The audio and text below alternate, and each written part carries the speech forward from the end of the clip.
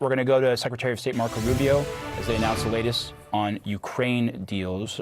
We are watching this room right here in Geneva, where Secretary of State Marco Rubio has been leading high-level talks with Ukrainian officials as they work through a potential peace plan. Let's listen in to the Secretary of State as he begins speaking. I think we made a tremendous amount of progress, even from the last time I spoke to you, and I apologize for keeping you waiting, but there was more work to be done. You know, we began almost 3 weeks ago with a foundational document that we socialized and ran by both sides, and with input from both sides. And one of the things that happens when you've been involved in this now for 10 months is you get a pretty good sense of what the priorities and the red lines and the important issues are for both sides. And so that allowed us to create a foundational document, which has been an ongoing working document. In fact, over the last 96 hours or more, there's been extensive engagement with the Ukrainian side, including our Secretary of the Army and others being on the ground in Kyiv, meeting with relevant stakeholders across the Ukrainian political spectrum in the legislative branch and the executive branch and the military and others to further sort of narrow these points. We arrived here today with one goal, and the goal was to take is 28 points or 26 points, depending on which version as it continued to evolve, and try to narrow the ones that were open items. And we have achieved that today in a very substantial way. Now, obviously, like any final agreement, they'll have to be agreed upon by the presidents, and there are a couple issues that we need to continue to work on. But I think the report today is that I think today was worthwhile. It was very, very, it is probably the most productive day we have had on this issue. Maybe in the entirety of our engagement, but certainly in a very long time. But work remains, and because this continues to be a working process, I don't want to declare victory or finality here. There's still some work to be done, but we are much further ahead today at this time than we were when we began this morning and where we were a week ago for certain. Okay? You said about a couple of issues. Yes. Would you please specify on that? Well, I'm not going to get into the details on the issues. This is a very delicate moment, and it's important. Like I said, there's not agreement on those yet. Some of it is semantics or language. Others require higher-level decisions and consultation. Others, I think, just need more time to work through. As an aside, I will mention that there were items that we were discussing as part of the original 28, or it evolved. This is a living, breathing document. Every day with input, it changes. There were some that involved equities or the role of the EU or of NATO or so forth, and those we kind of segregated out because we just met with the national security advisors for various European countries, and those are things we'll have to discuss with them because it involves them. So we sort of really focused on the ones that were bilateral in nature for the most part. So there were a couple, none of it insurmountable. I can tell you that the items that remain open are not insurmountable. We just need more time than what we have today. I honestly believe we'll get there. Has Ukraine indicated to you that it's prepared to compromise, for instance, some of those key issues like territory in exchange for peace with Russia? They've suggested that they are prepared. Well, I'm not going to look. It's not because for purposes of evasion. It's just I'm not going to get into the details of the topics that were discussed because this is an ongoing process. What is important to understand and how these things work is you have to, in order to have a proposal, you have to write it. If it's just verbal, it's in the air. You have to put it down on a piece of paper, and just because it's printed on a piece of paper doesn't indicate finality. So you get input, and based on that input, you make adjustments, and then you get more input, or you make a counteroffer, and you get more adjustments. That's an ongoing process. There's a lot more of that to happen. So I'm not going to speculate or go into the details of any of the specific items in the latest version of the proposal because, frankly, by tomorrow or the next day, that may have evolved and changed further. And but I can tell you, I guess, that I feel very optimistic that we can get something done here because we made a tremendous amount of progress today. So what happened from the attitude of the Ukrainians during this negotiation? Oh, it was very positive. I'm telling you, today was the most productive day we've had. Ungrateful earlier. Well, today, and we've talked to him since, I think he's quite pleased at the reports we've given him about the amount of progress that's been made. Well, obviously, the Russians get a vote here, right? So, I mean, look, we began from the early stage of this process with our understanding of the Russian position as had been communicated to us in numerous ways. At the State Department, we received numerous written non-papers and things of this nature, also verbally, things they've discussed over time and so forth.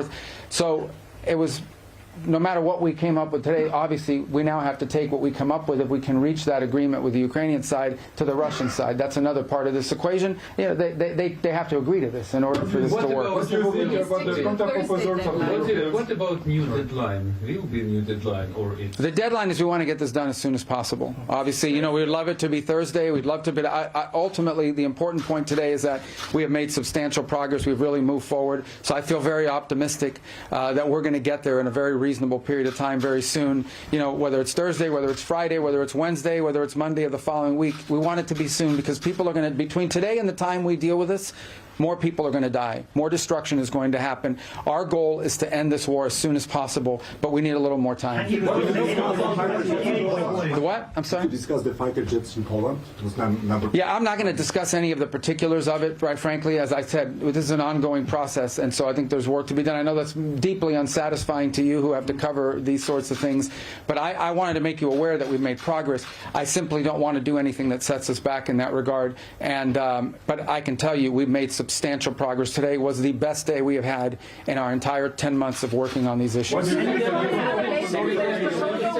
you confirmed that you met the European representatives today, and what you... Yes, yeah, we met with the national security advisors of a variety of countries that were here, and we sort of walked them through the progress we had made today. We didn't go again into tremendous detail. We assured them that items that involve both Europe and NATO directly, or that those items that we sort of agreed to put as part of a separate track, because it involves input from them.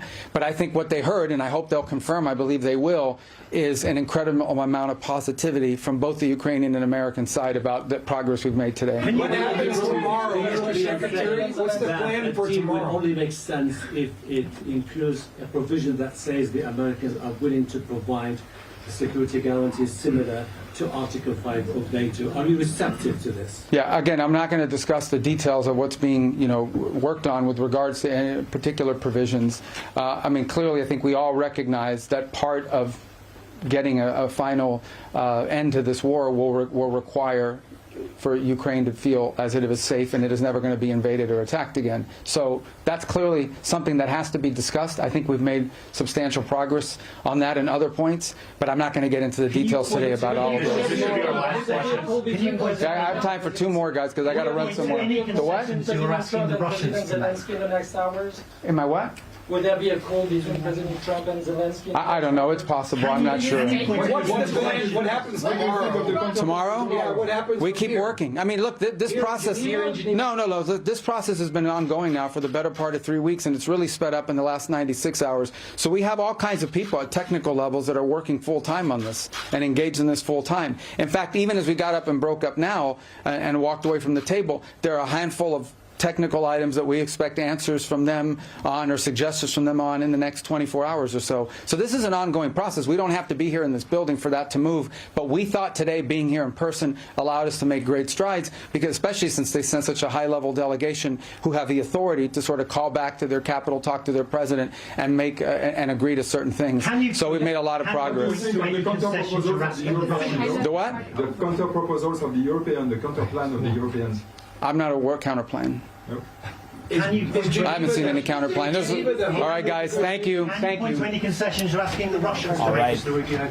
You were listening to Secretary of State Marco Rubio answering questions on what he described as one of the most productive days, or the most productive day we've had on this issue, maybe on the entirety of their engagement with the Ukrainians. Obviously, a very delicate moment in trying to get toward any sort of peace proposal. Now, notably, Secretary of State Marco Rubio would not get into the exact details of this, and based on what's in the proposals, there are many questions over potential Ukrainian concessions, but he stated pretty clearly today was worthwhile, and also that there were some aspects of any potential plan that they put to the side because it would involve the role of the European Union and NATO. And while there were representatives there, that is a completely separate process that they seem to have put to the side for now. Now, one of the crucial things is that while Secretary of State Marco Rubio wouldn't get into details, he did say that the items that remain open are not insurmountable. And I'm going to quote here, "I feel very optimistic that we can get something done here." Now, the President of the United States would have to look over whatever comes out of this, along with Russia as well, because obviously this was a bilateral meeting that we were looking at here. But Secretary of State Rubio, seeming to anticipate that dynamic, said that they began from the early process in these talks with their understanding of what the Russian position was. So clearly the Secretary of State very optimistic. The President of the United States had set this deadline of Thursday, but Rubio says that the deadline is we want to get this done as soon as possible. We're going to go through some more of the details from what we just heard from the Secretary of State in this critical moment.